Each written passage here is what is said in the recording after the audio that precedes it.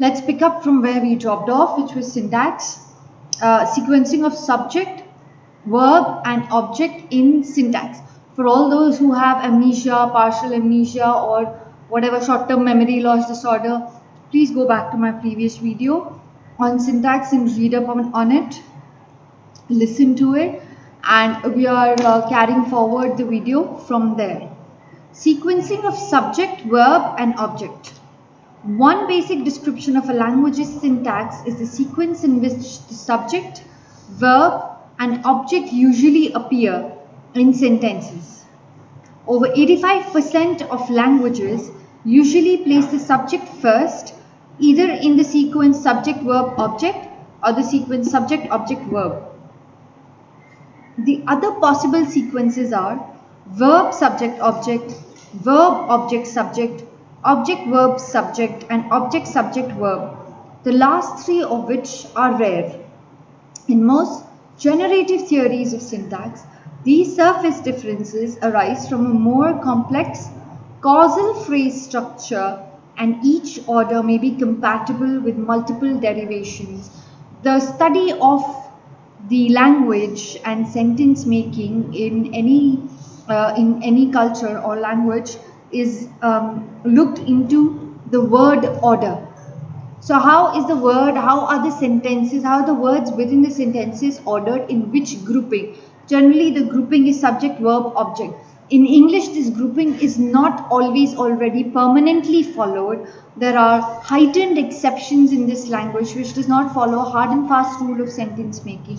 However, in languages across the world, these rules are almost fixed, and therefore this order does not change. It is one of the chains of understanding the syntax of any language, the order in which the subject, verb, and object are placed in any governing sentence of the language.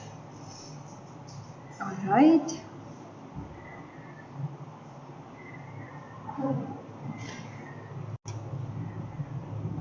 So in the segment of history, early history, the last paragraph is important.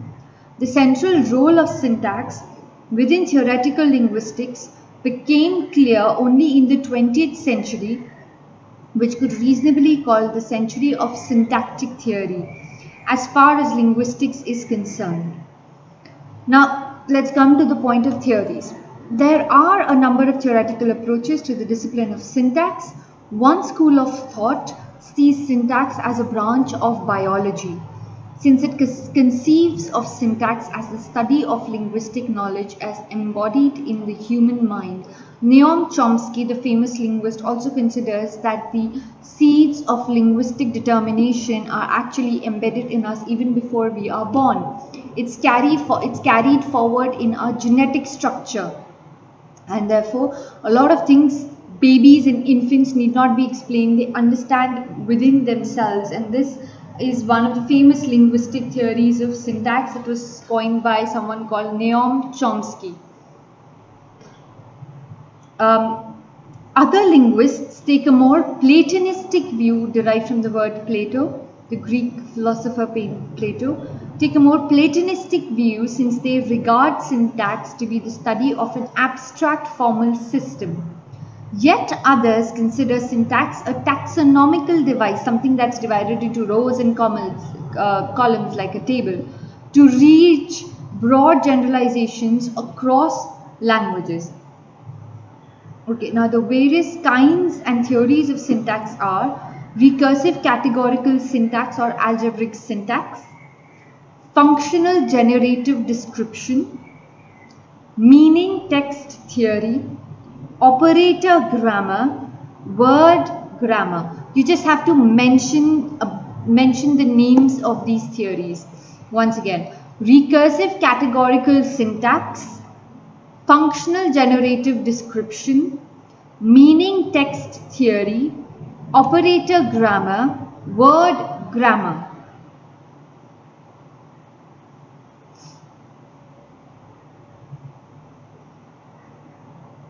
Right, let's move further.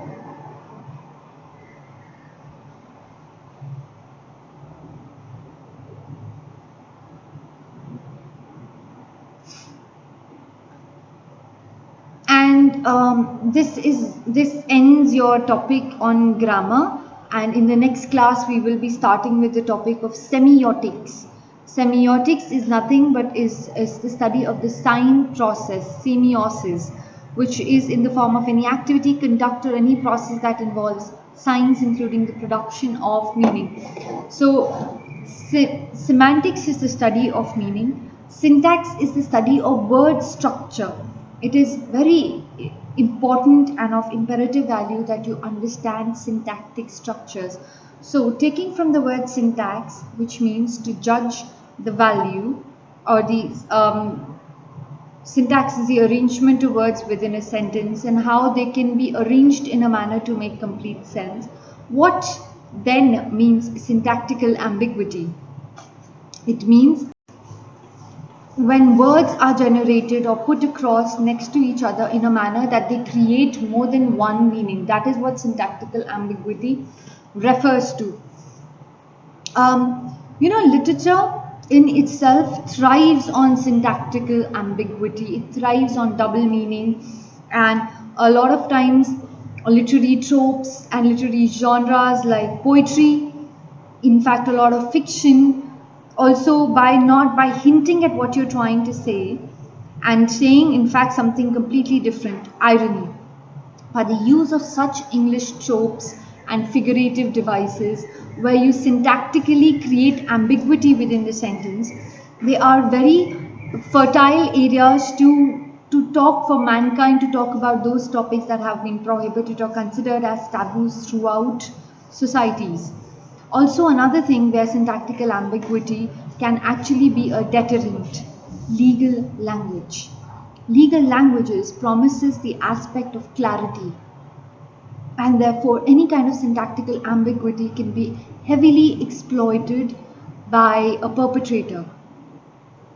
And that is why within law, your legal language tries to be as specific as possible with the use of as many conjunctions, phraseologies as possible to create the simplest understanding and meaning of contexts. Given that the language becomes very convoluted and complicated, but the aim of legal language is to remove. Legal language cannot afford any kind of ambiguous, non-clear statements. And due to this non-creation of ambiguity, it is very important that you understand in the beginning what does syntax mean, what is syntactical ambiguity. Syntactical ambiguity, however, in other phases or other phases of literature is a very potent tool to get various messages heard across, to break lines of social decorum and talk about topics that have hitherto not been discussed. Barring this, within your discourse is any theme or epoch of knowledge. So within the discourse of legality and law, any kind of syntactical ambiguity is detrimental to the concept of justice. Therefore, syntactical ambiguity within legal language is tried to be removed as much as possible. So when you talk about syntax, you describe what is syntax, you describe the etymology, the various types, etc. Then you go on to talk about syntactical ambiguity. Where is it required? Where does it develops the most in streams of literature? And then in the end, you also talk about how it is a detrimental force when it is put in conjunction to legal language and reasoning, because it creates a lot of exploitation within meanings. And you conclude, and hence you will conclude your answer on any question that is given to you on syntax or syntactical ambiguity.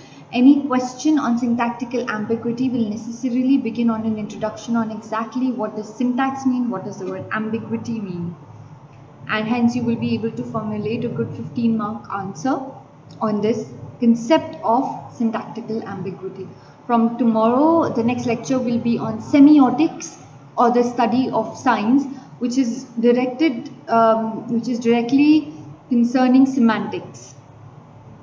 All right, that's it for today.